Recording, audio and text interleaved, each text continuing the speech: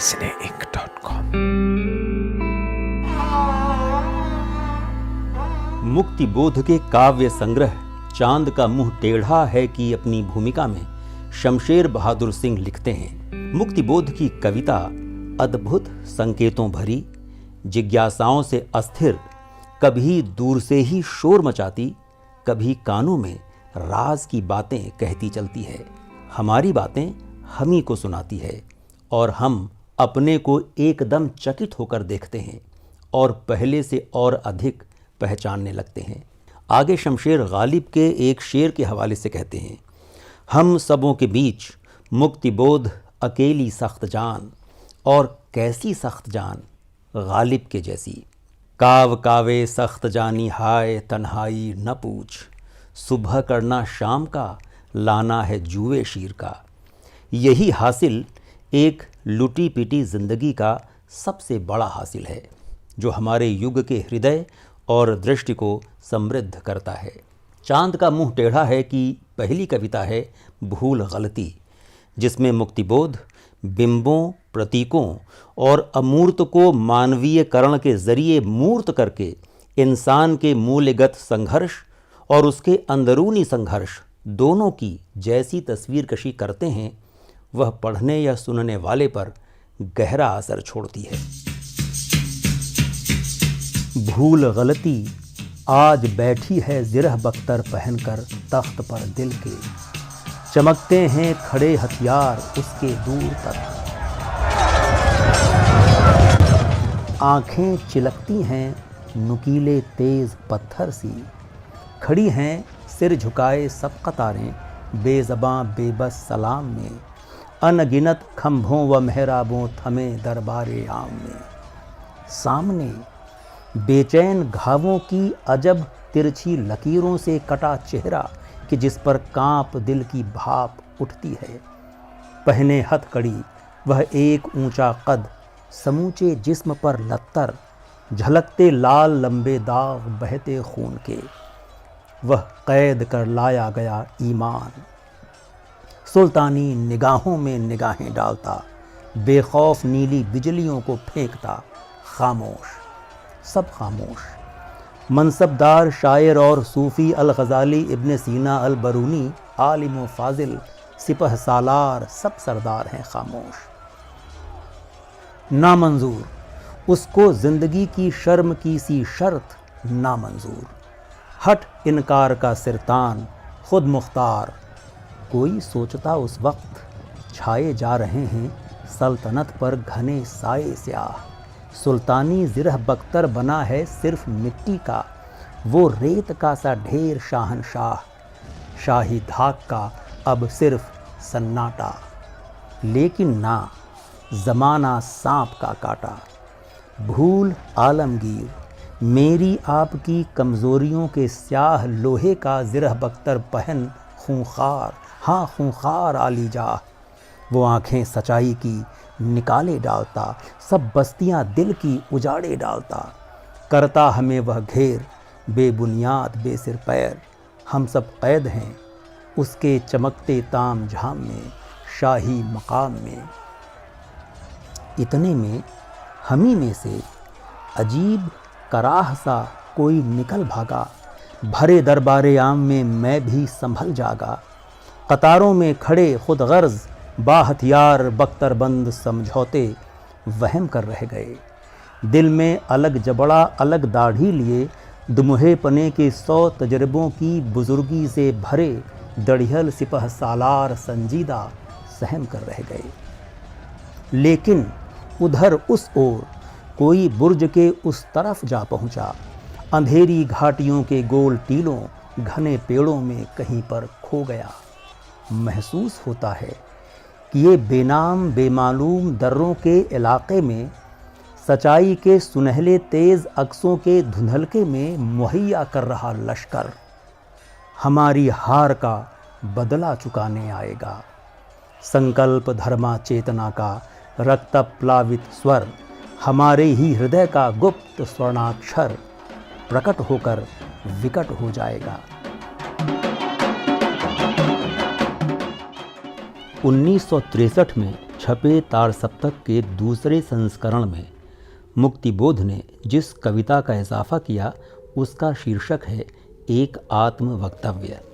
इसी संस्करण में वो लिखते हैं, मेरी अपनी ज़िंदगी जिन तंग गलियों में चक्कर काटती रही है, उन्हें देखते हुए यही मानना पड़ता है कि साधारण श्रेणी में रहने वाले हम लोगों को अस्तित्व संघर्ष के प्रयासों में ही समाप्त होना है।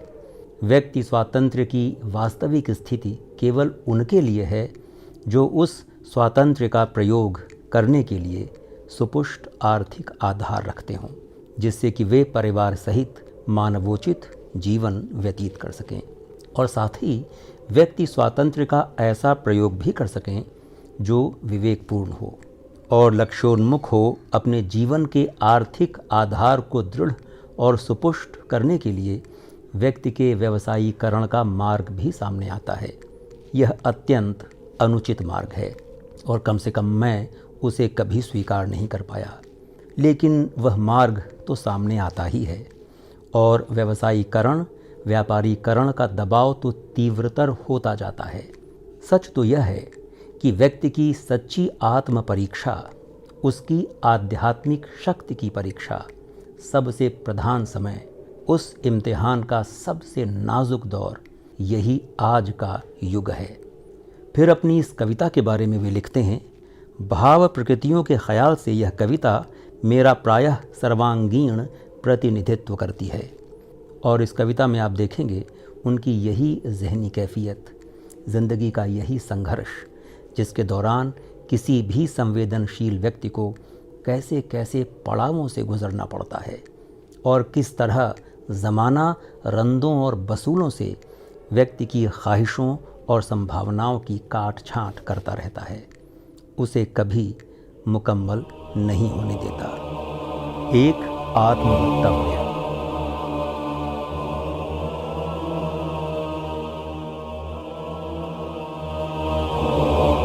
और जब मेरा सिर दुखने लगता है, धुंधले धुंधले अकेले में आलोचनाशील अपने में से उठे धुएं की ही चक्करदार सीढ़ियों पर चढ़ने लगता हूँ और हर सीढ़ी पर लुढ़की पड़ी एक एक देह, आलोचनहत मेरे पुराने व्यक्तित्व, भूतपूर्व भुगते हुए अनगिनत मैं, उनके शवों अर्ध शवों पर ही रखकर निज सर्व स्पृश पैर मेरे साथ चलने लगता भावी करबद्ध मेरा वर्तमान।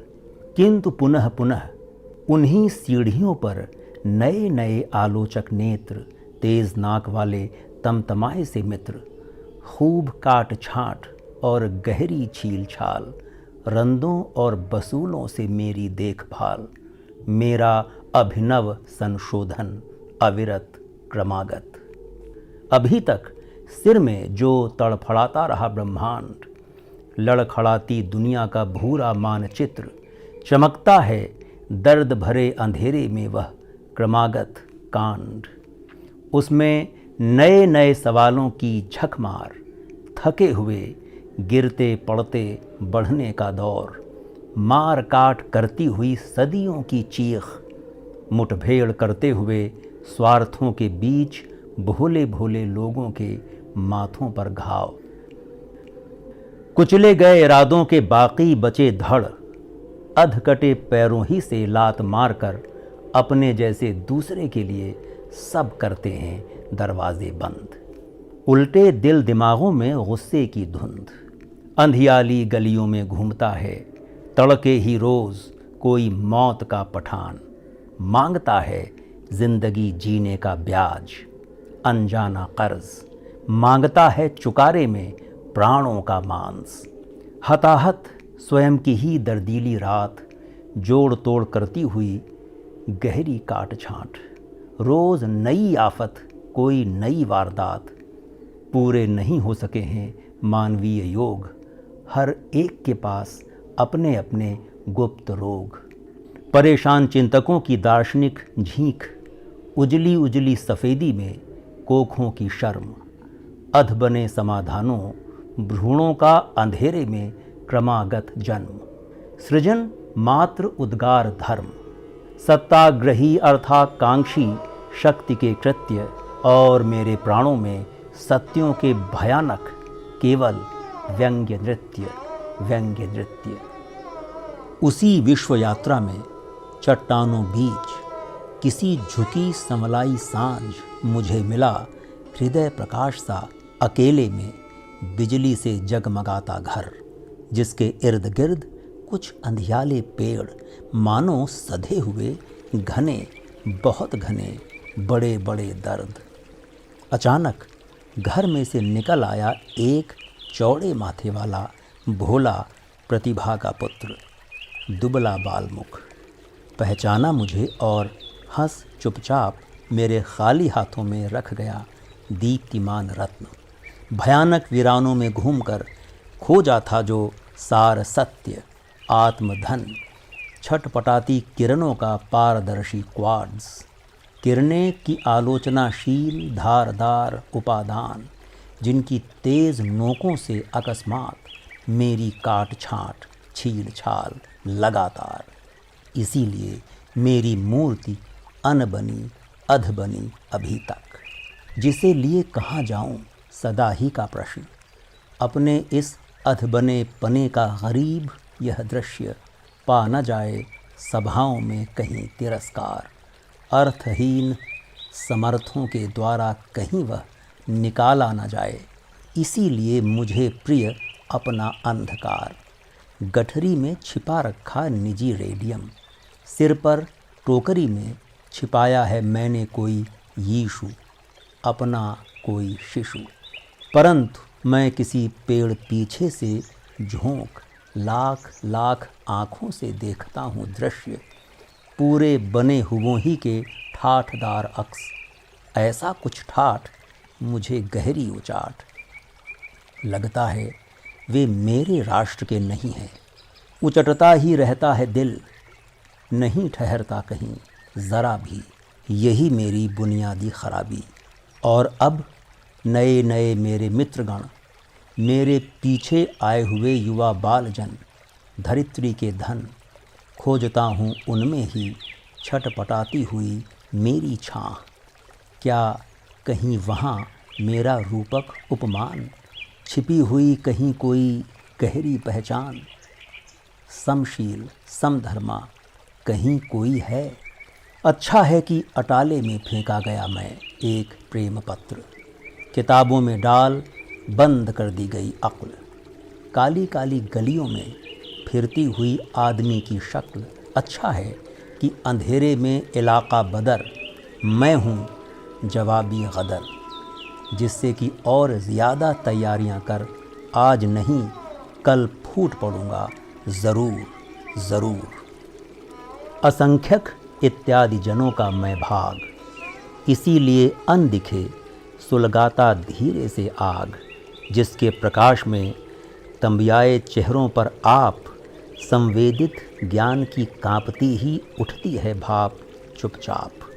सच्चा है जहाँ असंतोष, मेरा वहाँ परिपोष। वहाँ दीवालों पर टंगते हैं भिन्न मानचित्र, चिनगियाँ बरसाते लगातार विचारों के सत्र। मेरे पात्र चरित्रों की आँखों की अंगारी ज्योति ललक कर पढ़ती है मेरा प्रेम पत्र। कांपता है वर्गमूल अर्थ भरा, त्रैराशिकी कोई स्मित स्निग्ध, यथार्थों से चला हुआ स्वर्गों तक पहुँचता है। गणितों का किरणीला सेतु पृथ्वी के हेतु। लेकिन हाँ, उसी के लिए दिन रात नए नए रंदों और बसूलों से लगातार लगातार मेरी काट छाँट, उनकी छील छाल अनिवार्य।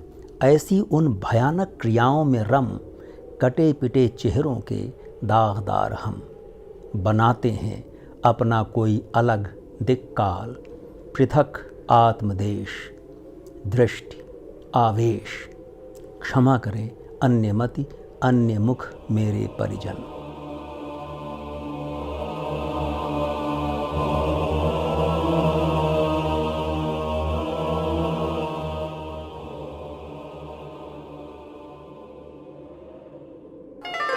cineinc.com